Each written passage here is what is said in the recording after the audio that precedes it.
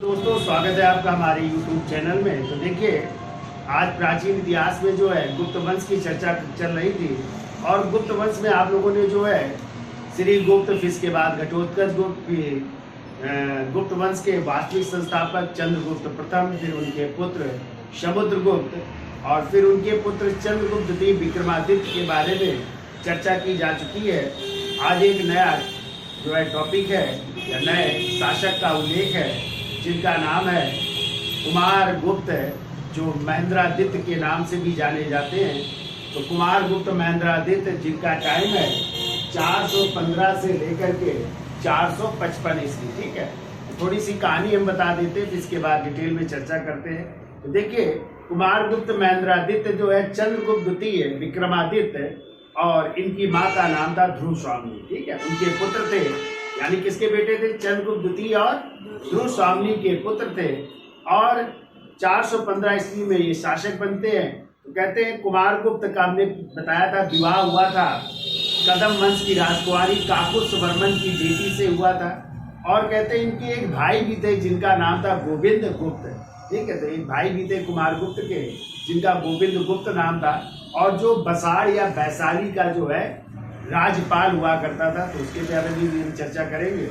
फिर यही जो है कुमार गुप्त है जिनके सर्वाधिक अभिलेख प्राप्त हुए। यदि आ जाए कि सर्वाधिक अभिलेख किस गुप्त शासक के प्राप्त हुए हैं, तो वो है कुमार गुप्त महेंद्रादित्य के। 18 अभिलेख प्राप्त हुए हैं जो अलग अलग स्थानों से प्राप्त हुए, उनकी हम चर्चा करेंगे। और यही कुमार गुप्त महेंद्रादित्य थे जिन्होंने नालंदा विश्वविद्यालय की स्थापना की थी। कौन से विश्वविद्यालय? नालंदा विश्वविद्यालय की स्थापना की, जिसे ऑक्सफोर्ड ऑफ महायान कहा जाता है। ठीक है, और कहते हैं ह्वेन-सांग ने जो है कुमार गुप्त को शक्रादित्य या शुक्रादित्य भी कहा है। ये भी आपको याद रखना है। कुमार गुप्त गुप्त वंश का दूसरा ऐसा शासक है जिसने अश्वमेध यज्ञ किया था। जैसे आपके किसने किया था? समुद्र गुप्त ने भी अश्वमेध यज्ञ किया था, ऐसे ही कुमार गुप्त ने भी अश्वमेध यज्ञ किया था, क्योंकि उसके सिक्कों पे अश्वमेध महेंद्र जैसी उपाधियां अंकित है, जिससे ज्ञात हुआ होता है कि उसने भी अश्वमेध यज्ञ किया था। ठीक है, तो डिटेल में हम चर्चा कर लेते हैं। तो रीडिंग पढ़ी है, डाल लीजिए कुमार गुप्त महेंद्रादित्य 415 से 455 ईस्वी। ठीक है, देखिए पिता का नाम था, देखिए पिता का नाम है चंद्रगुप्त द्वितीय, चंद्रगुप्त द्वितीय विक्रमादित्य। माँ का नाम लिखिए ध्रुव स्वामिनी, ध्रुव स्वामिनी। और ये जानकारी मिलती है कुमार गुप्त के बेलकर कौन से अभिलेख से? बेलकर अभिलेख से इनका उल्लेख मिलता है कि इनकी माँ का नाम ध्रुव स्वामी था, पिता का नाम जो है चंद्रगुप्त द्वितीय विक्रमादित्य। ठीक है, भाई का नाम लिखिए, तो भाई का नाम था गोविंद गुप्त। भाई गोविंद गुप्त, जिसका उल्लेख जो है कहा गया ये बसाड़, बसाड़ को जो है वैशाली भी कहते हैं। तो बसाड़ या वैशाली का राज्यपाल हुआ करता था, वैशाली के राज्यपाल। फिर देखिए ह्वेन-सांग ने कुमार गुप्त को क्या कहा है? तो ह्वेन-सांग ने इनको शक्रादित्य कहा है, शक्रादित्य कहा है। ठीक है,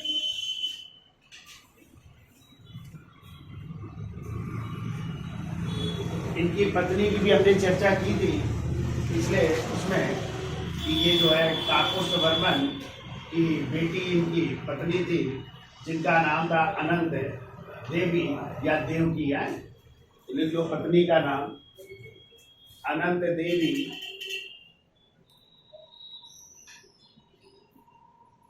या देवकी भी मिलता है, जो किसकी बेटी थी? काकुत्स वर्मन, काकुत्स वर्मन की पुत्री थी।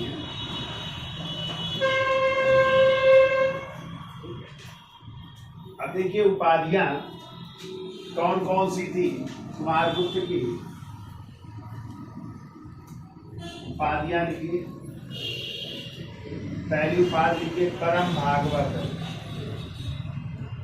परम भागवत। और ये उपाधि जो है प्राप्त होती है कुमारगुप्त के गढ़वा अभिलेख से। तो गढ़वा अभिलेख से उपाधि प्राप्त हो रही है। दूसरी उपाधि लिखिए इसकी पृथ्वी तालंबर शशि। पृथ्वी तालंबर शशि एक ये उपाधि है।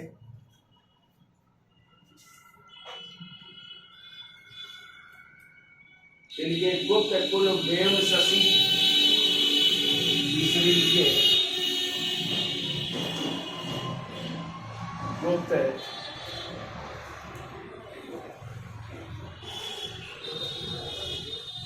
कुल वेम शशि है। गुप्त कुल वेम शशि। और ये उपाधि मिलती है स्वर्ण सिक्कों में। स्वर्ण सिक्कों में उपाधि मिलती है। चौथी उपाधि लिखिए परम दैवत एवं पृथ्वीपति। परम दैवत एवं पृथ्वीपति। और ये उपाधि मिलती है दामोदर ताम्रपत्र में। दामोदर ताम्रपत्र से मिलती है। एक और लिखो व्याघ्र बल पराक्रम। पांचवी उपाधि व्याघ्र बल पराक्रम। और ये उपाधि भी सिक्कों में प्राप्त होती है। तो ये सिक्कों में लिख लीजिए। लिखिए अश्वमेघ महेंद्र।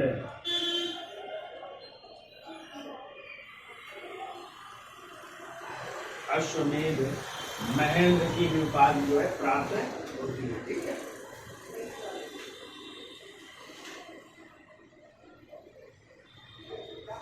अब देखिए अभिलेख यदि पूछे जाए, अभिलेख अभी डिटेल में चर्चा करेंगे। तो सर्वाधिक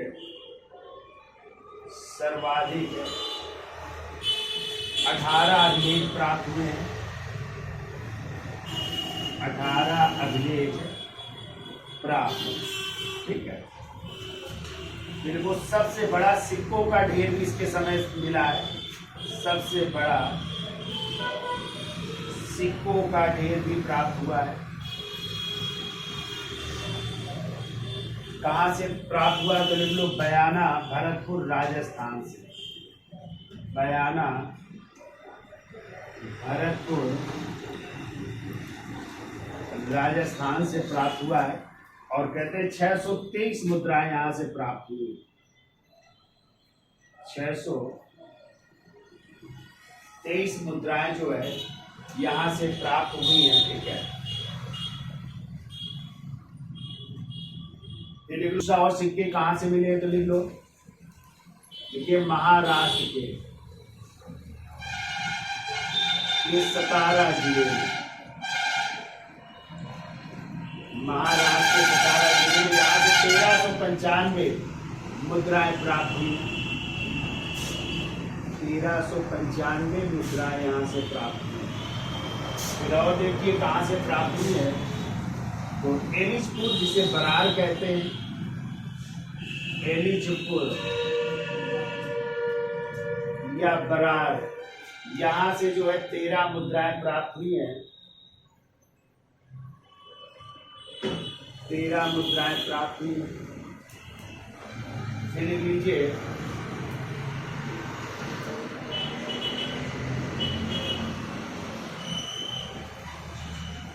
लिखिए मध्य प्रदेश में चांदी से निर्मित मयूर आकृति के सिक्के मिले, इसमें मोर बना है, ठीक है, मयूर आकृति के सिक्के हैं ये, तो मध्य प्रदेश से प्राप्त हुए हैं,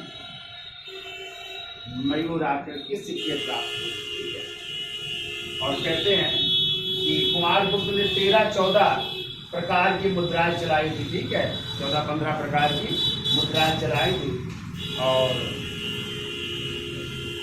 तो ये उपाधियां भी याद रखिएगा, उपाधियां तो बहुत सारी हैं, तो और भी उपाधियां लिख देते हैं। अश्वमेघ महेंद्र जैसे हो गया, महेंद्रादित्य ऊपर लिखा ही है, महेंद्रादित्य। श्री महेंद्र भी उपाधि है, श्री महेंद्र सिंह भी उपाधि है, तो बहुत सारी उपाधियां हैं। महेंद्र सिंह भी कहते हैं इसको, अश्वमेघ महेंद्र भी कहते हैं, परम भागवत भी कहते हैं, पृथ्वी तालंबर शशि भी कहते हैं, गुप्त कुल वेम शशि भी कहते हैं। तो इतना ले तो इसकी सार ले लीजिए तो याद हो जाएगा। ये पिता का नाम चंद्रगुप्त थी, माँ का नाम ध्रुव स्वामी, जिसका उल्लेख बिरसार अभिलेख से मिलता है। आय का नाम गोविंद गुप्त था, जो बशार या वैशाली का राजपाल था। वैन साहब ने कुमारगुप्त को चक्रादित्य कहा है। उनकी पत्नी का नाम अनंत देवी या देवी था, जो कदम वंश के राजा काकुत्स वर्मन की पुत्री थी। उपाधियां बहुत सारी हैं कुमारगुप्त की, जैसे परम भागवत जो गढ़वा अभिलेख से मिलती है, पृथ्वी तालंबर शशि, गुप्त कुल वेम शशि, परम दैवत एवं पृथ्वीपति, व्याघ्र बल पराक्रम, अश्वमेघ महेंद्र, श्री महेंद्र सिंह, महेंद्रादित्य, ठीक है, जैसी ये उपाधियां थी। प्रताप की भी उपाधि थी, तो लिख लीजिएगा एक और, प्रताप भी इनकी उपाधि थी। बहुत सारी उपाधियां थी, ठीक है। इतना नोट हो गया। चलिए अगला पढ़ लीजिए। देखिए कुमारगुप्त ने नालंदा विश्वविद्यालय की स्थापना की। कुमारगुप्त ने नालंदा विश्वविद्यालय की स्थापना की। नालंदा विश्वविद्यालय की स्थापना की, जिसे ऑक्सफोर्ड ऑफ महायान कहा जाता है। जिसे Oxford of Mahayana, Oxford of Mahayana कहा जाता था, ठीक है। क्यों कहा जाता था? क्योंकि यहाँ पे बौद्ध धर्म की जो महायान शाखा थी, उससे संबंधित यहाँ पे पढ़ाई होती थी, शिक्षा होती थी, ठीक है, इसलिए इसे ऑक्सफोर्ड ऑफ महायान कहा जाता है, ठीक है। अगला पॉइंट लिखिए। जैसे अभी हमने बताया कुमारगुप्त ने क्या किया था, अश्वमेघ यज्ञ किया था, तो लिख लो कुमारगुप्त ने अश्वमेघ यज्ञ किया,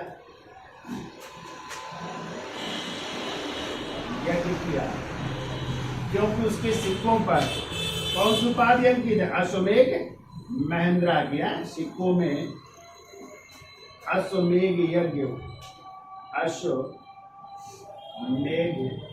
महेंद्र उपाधि अंकित है। इससे ज्ञात होता है कि उसने अश्वमेघ यज्ञ भी किया था।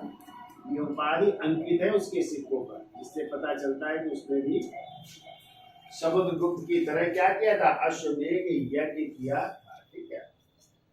अब देखिए अभी क्वेश्चन आया था टीजीटी में कि नालंदा विश्वविद्यालय की खोज किसने की थी, ठीक है। इसको याद रखिएगा, यहाँ पे हम लिख देते हैं डॉक्टर स्पूनर महोदय ने इसकी खोज की। डॉक्टर स्पूनर महोदय ने नालंदा विश्वविद्यालय की क्या की खोज की, ठीक है। ये भी याद रखिएगा, अभी पूछा गया है खोज या उत्खनन आ जाएगा, कार्य किसने किया, तो डॉक्टर स्पूनर महोदय ने, ठीक है। अब देखिए कुमारगुप्त के समय गुप्त वंश उत्कृष्ट की पराकाष्ठा पर था। अगला पॉइंट की, कुमारगुप्त के समय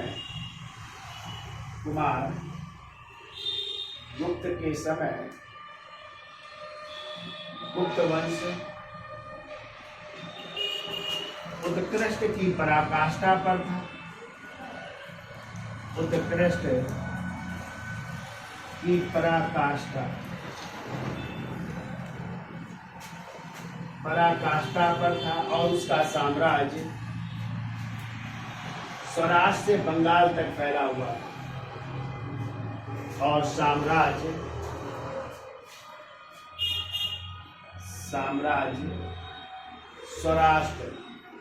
स्वराष्ट्र मतलब कहाँ? पश्चिम का इलाका गुजरात है। स्वराष्ट्र गुजरात से पूरब में कहाँ तक? बंगाल तक है। स्वराष्ट्र से बंगाल तक फैला। स्वराष्ट्र से बंगाल तक फैला।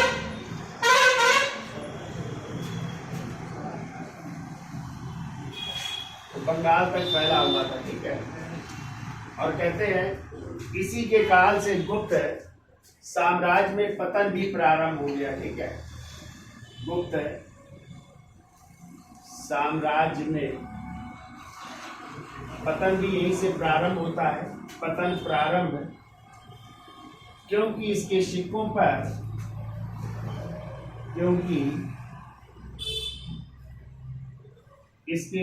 पर मिलावट यानी मिलावट वाले सिक्के आने लगे हैं। अब जो है सर्वाधिक मात्रा में सोने के सिक्के बने तो उसमें क्या थी? मिलावट हुई, क्योंकि इसके सिक्कों पर मिलावट पाई गई।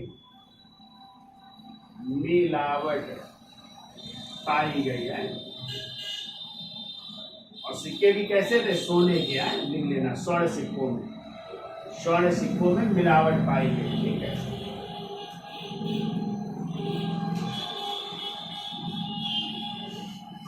अब देखिए कुमारगुप्त के अंतिम दिनों में, अगला पॉइंट लिखिए, तो पुष्यमित्र जातियों का आगमन हो रहा है, जिसका उल्लेख जो है अभी पढ़ेंगे स्कंदगुप्त के भीतरी अभिलेख से प्राप्त होता है।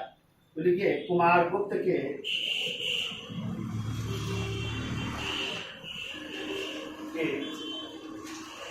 अंतिम समय में पुष्यमित्र जातियों का आक्रमण हुआ।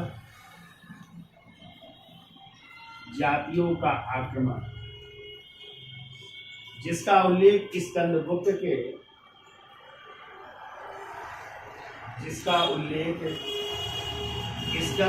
के भीतरी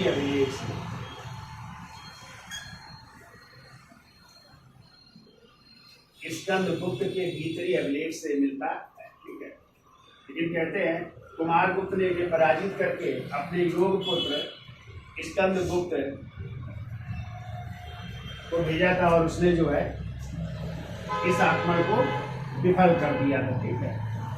तो लिख लीजिए स्कंदगुप्त द्वारा यह आक्रमण विफल।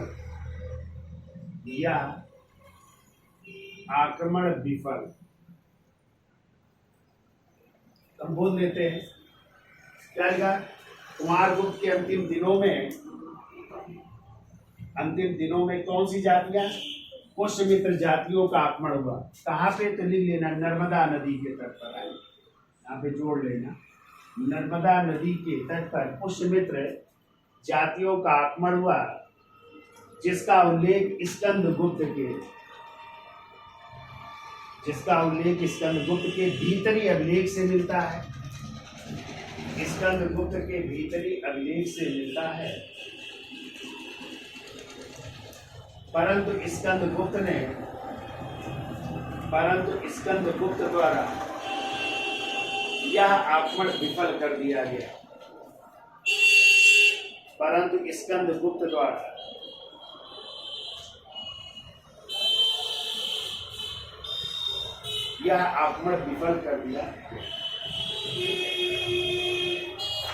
अब चर्चा कर लेते हैं कुमारगुप्त के अभिलेख। तो बहुत सारे अभिलेख हैं, लेकिन मेन अभिलेखों की हम चर्चा कर लेते हैं, 5-6 अभिलेखों की जो पूछे गए हैं, ठीक है। तो हेडिंग डाल लीजिए कुमारगुप्त के अभिलेख है, स्क्रीनशॉट ले लो इसका। तो देखिए स्कंदगुप्त के अभिलेखों की हम चर्चा कर लेते हैं। तो पहला अभिलेख हेडिंग डाल लीजिए, बिलसड़ अभिलेख। और बिलसड़ अभिलेख कहाँ से प्राप्त हुआ है? एटा उत्तर प्रदेश से।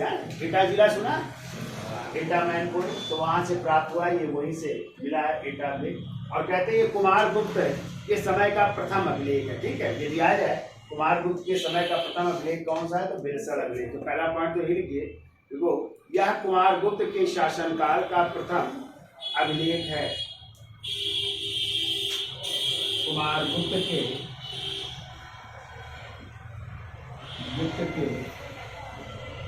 शासनकाल का प्रथम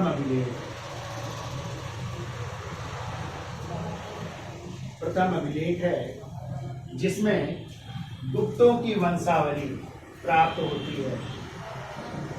गुप्तों की वंशावली प्राप्त होती है, यानी गुप्त शासकों की वंशावली इसमें प्राप्त होती है। ठीक है, और इसकी शुरुआत कहते हैं घटोत्कच गुप्त से होती है। ठीक है, और इसकी शुरुआत यहाँ पे लिख देते हैं, और इसकी शुरुआत किससे हो रही है? घटोत्कच गुप्त से। यानी यहाँ पे श्री गुप्त का नाम नहीं है, जबकि संस्थापक कौन थे? श्री गुप्त थे, तो उनका नाम नहीं है, बल्कि उनके बेटे कौन थे? घटोत्कच। शुरुआत घटोत्कच गुप्त से होती है, यानी गुप्त वंशावली की शुरुआत हो रही है कहां से? घटोत्कच गुप्त से होती है। ठीक है, फिर इसी में जो है ध्रुव शर्मा नामक एक ब्राह्मण द्वारा, लिख लो दूसरा, इसी में ध्रुव शर्मा नामक एक ब्राह्मण द्वारा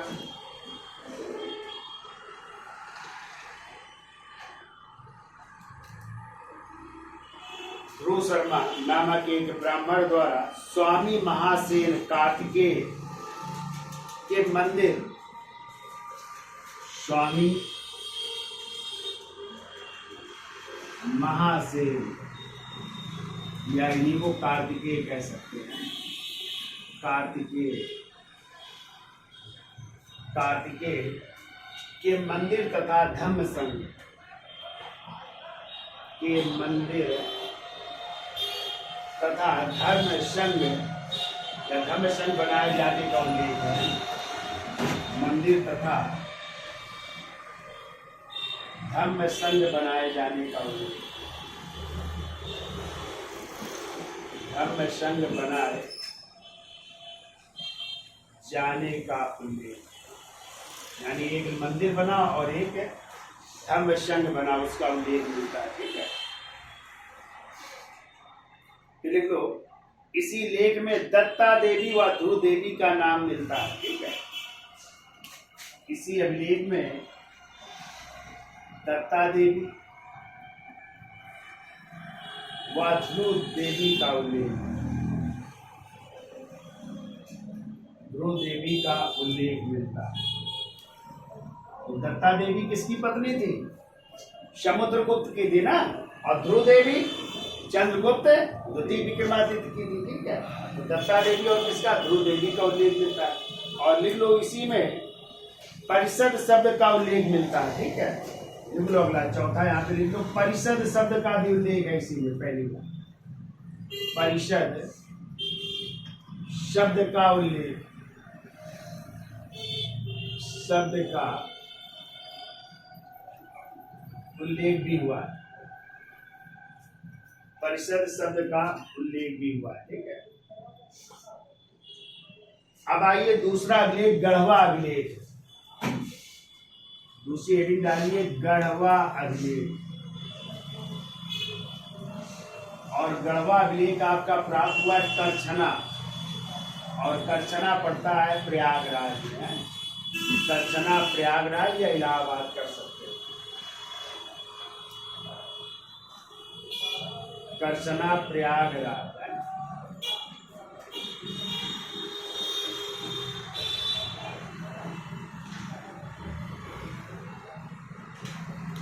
ठीक है, तो इसमें देखिए परम भागवत उपाधि मिली है, तो लिखिए परम भागवत, कुमारगुप्त की उपाधि परम भागवत उपाधि,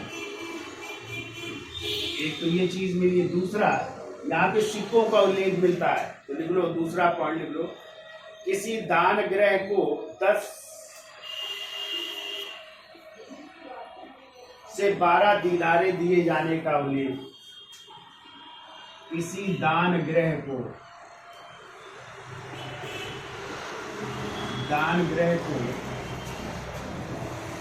10 से 12 दिनार दिए जाने का उल्लेख। दिनार, तो आपको पता है गुप्तकालीन जो है सोने का सिक्का क्या कहलाता था? दिनार ही कहलाता है, याद रखिएगा। तो 10 से 12 दिनार उसमें लिख लेना चाहे स्वर्ण सिक्का दिए जाने का उल्लेख है। 10 से 12 दिनार दिए जाने का उल्लेख है।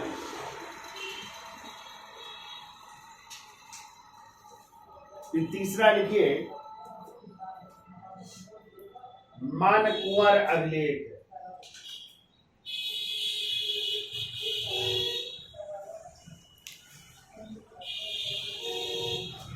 मन कुंवर अभिलेख लेन ले लीजिए, आप बहुत सारे हैं मन कुंवर अभिलेख, और ये भी मिला है प्रयागराज से है, इलाहाबाद उत्तर प्रदेश या प्रयागराज से भी प्राप्त हुआ है। और इसमें क्या जानकारी मिलती है, तो देखो बुद्ध प्रतिमा के निचले भाग में यह उत्कीर्ण है, ठीक है। तो देखो यह अभिलेख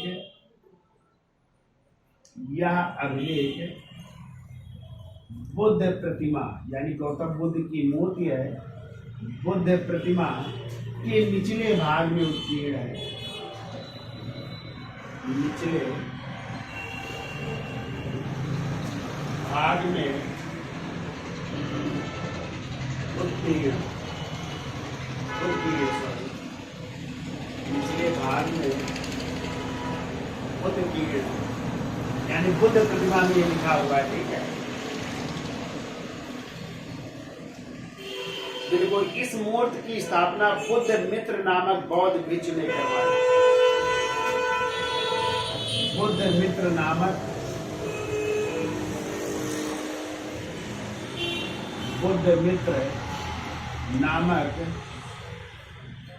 बौद्ध भिक्षु द्वारा ये प्रतिमा बनवाई गई थी।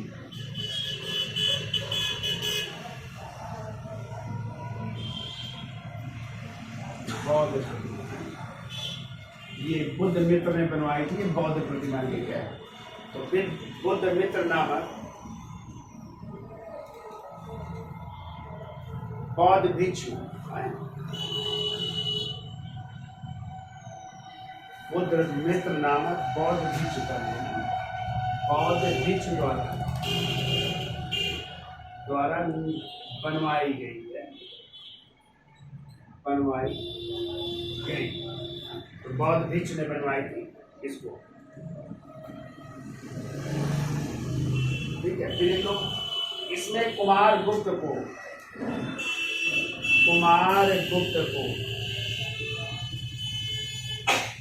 केवल महाराज कहा गया है, ठीक है, महाराज कहा गया है। जैसे आपने श्रीगुप्त और घटोत्कच की बात क्या थी, महाराज है, तो महाराज कहा गया, ये भी याद रखें। फिर आइए चौथा लिखो मथुरा अभिलेख। जैन मुनि, उनका नाम है दलिताचार्य है, दलिताचार्य का जीवन व्रत दिया गया है। दलिताचार्य का जीवन व्रत है, दलिताचार्य का जीवन व्रत इसमें है। फिर आइए करम दंडा अभिलेख, 5वां नंबर लिखिए करम दंडा अभिलेख। करम दंडा अभिलेख ये मिला है फैजाबाद उत्तर प्रदेश से है, लिखिए फैजाबाद उत्तर प्रदेश। फैजाबाद उत्तर प्रदेश। फैजाबाद का नाम क्या हो गया भैया? अयोध्या हो गया। ठीक है, लिख लीजिएगा।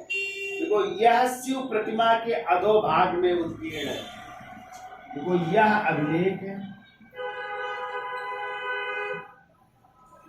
शिव प्रतिमा की, शिव प्रतिमा के अधोभाग में, अधोभाग में उत्कीर्ण, शिव की प्रतिमा है उसी में उत्कीर्ण है, ये अधोभाग में उत्कीर्ण है। और कहते हैं इस शिव प्रतिमा की स्थापना कुमारगुप्त के मंत्री पृथ्वी सेन ने की थी। तो कुमारगुप्त के मंत्री थे, कुमारगुप्त के मंत्री पृथ्वी सेन ने बनवाई थी। ठीक है, पृथ्वी सेन द्वारा निर्मित है।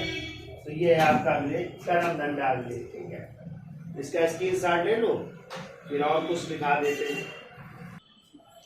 तो चलिए अगली हेडिंग आ रही है सांची अभिलेख। ठीक है, और सांची कहाँ पे है? मध्य प्रदेश में।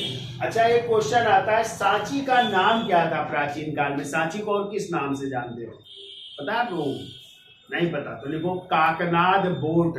क्या नाम था? काकनाद बोट नाम था, लिख लो। सांची का दूसरा नाम है काकनाद बोट, ये भी याद रखिएगा, आप लोग पूछा गया है। काकनाद बोट। और सांची कहाँ पे है? मध्य प्रदेश में। ठीक है, तो मध्य प्रदेश लिख लीजिएगा, सांची मध्य प्रदेश में है। अब देखिए इसमें क्या जानकारी मिलती है। तो कहते हैं हरि स्वामिनी नामक बौद्ध भिक्षु का, हरि स्वामिनी नामक बौद्ध उपासिका द्वारा, बौद्ध उपासिका, बौद्ध धर्म की उपासक थी। ठीक है, उपासिका द्वारा सांची के आर्य संघ को धन दान दिए जाने का उल्लेख, सांची के आर्य संघ को, सांची के आर्य संघ को धन दिए जाने का उल्लेख,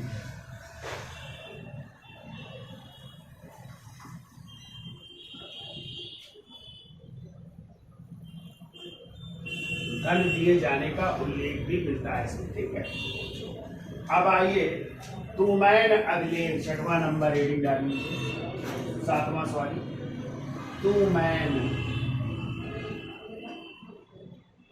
अभिलेख। और ये मिला है ग्वालियर से, आए ग्वालियर मध्य प्रदेश में है, लिख लीजिए ग्वालियर मध्य प्रदेश से है, ग्वालियर मध्य प्रदेश। और इसमें जो है देखिए कुमारगुप्त को सूर्य कालीन या शरदकालीन सूर्य के समान बताया गया है। देखिए कुमारगुप्त को, कुमारगुप्त को शरदकालीन सूर्य के समान, शरदकालीन सूर्य के समान बताया गया। ठीक है, कि शरदकालीन सूर्य के समान है। फिर के मंदसौर अभिलेख मालवा, 8वां नंबर लिखिए, ये भी इंपॉर्टेंट है। मंदसौर अभिलेख, ये मालवा मध्य प्रदेश से प्राप्त हुआ है। मंदसौर अभिलेख मालवा मध्य प्रदेश।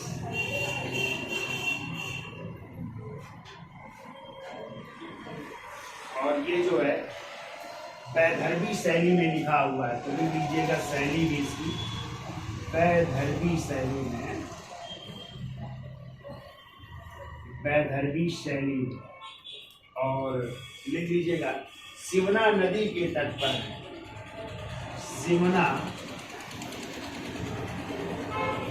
नदी के तट पर, सिमना नदी के तट पर है। ठीक है,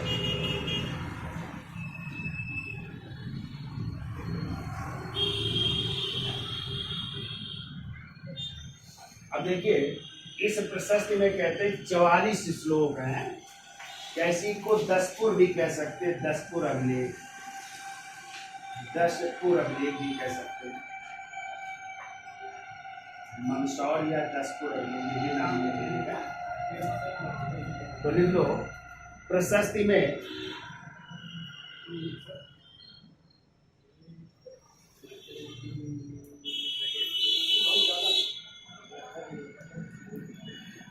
में जो है 44 श्लोक है, 44 श्लोक हैं और इसके लेखक हैं, लेखक लिखिए सूर्य भक्त वत्स भट्ट हैं, सूर्य भक्त वत्स भट्ट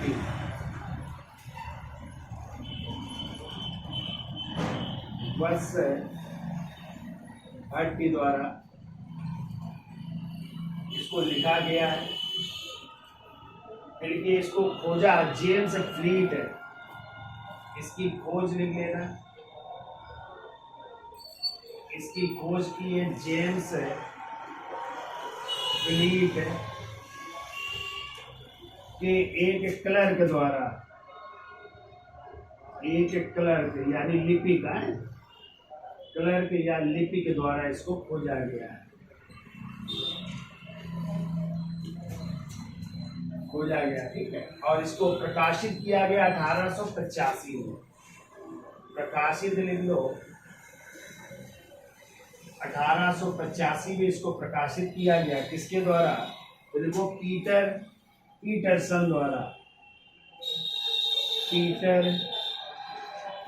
पीटरसन द्वारा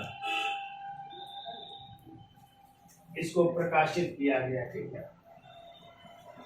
इसमें देखो कुमार गुप्त के सुव्यवस्थित शासन का उल्लेख है, कुमार गुप्त के सुव्यवस्थित शासन का उल्लेख है।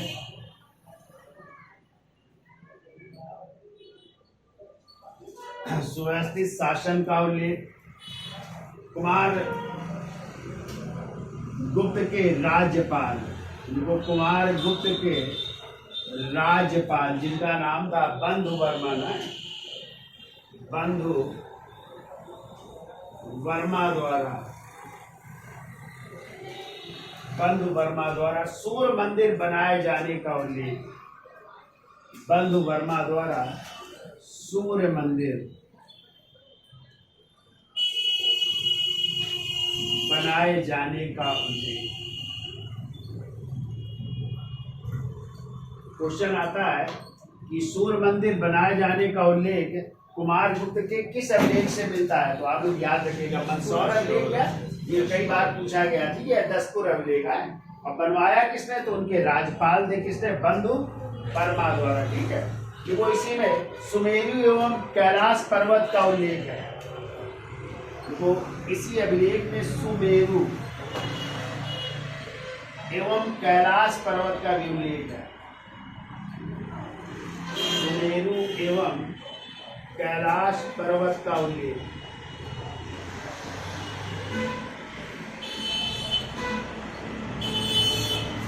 सुमेरु पर्वत का उल्लेख है और कैलाश पर्वत का भी उल्लेख है। ठीक है,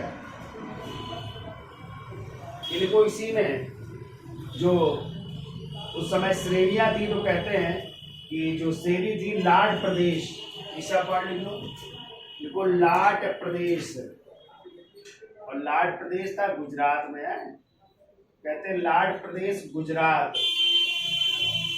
को छोड़कर,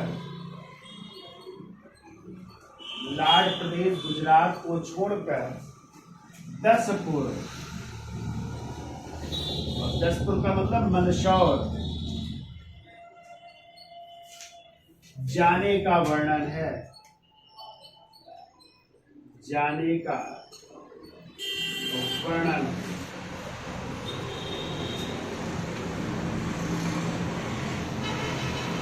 ठीक है, अब देखिए कभी कभी आ सकता है क्वेश्चन कि कौन सा अभिलेख है जो विज्ञापन का प्रथम उदाहरण है।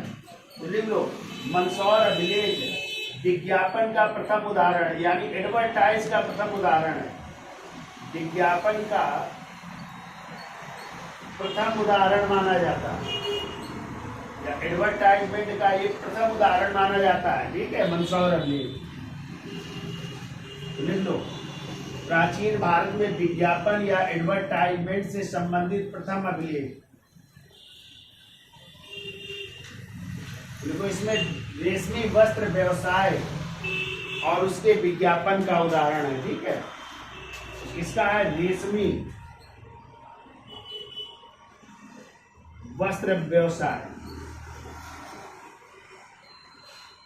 रेशमी वस्त्र व्यवसाय का एडवर्टाइजमेंट है इसमें। ठीक है, वो जानकारी मिलती है।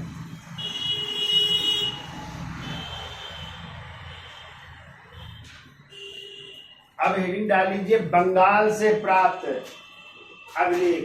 तो ये तो गुजरात से हो गए, उत्तर प्रदेश से हो गए, कुछ मालवा से हो गए। अब लिख लीजिए बंगाल से प्राप्त अभिलेख है, इसका स्क्रीनशॉट ले लो तो मुझे दिखा देते।